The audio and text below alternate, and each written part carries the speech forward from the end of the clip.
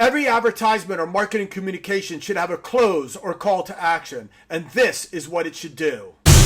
So the close has to solicit a buying action, which is what you said in different words.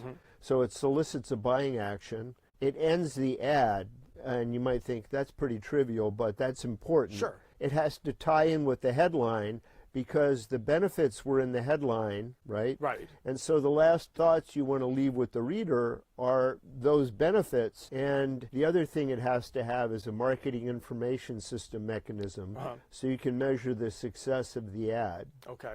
A lot of ad agencies will say, oh, wow, this was a really successful ad, and they don't even know how. Right, exactly. You know, they don't know anything about it. All they do is they look at sales going up or down. Right. Check out the full video at my YouTube Bobby Borg channel.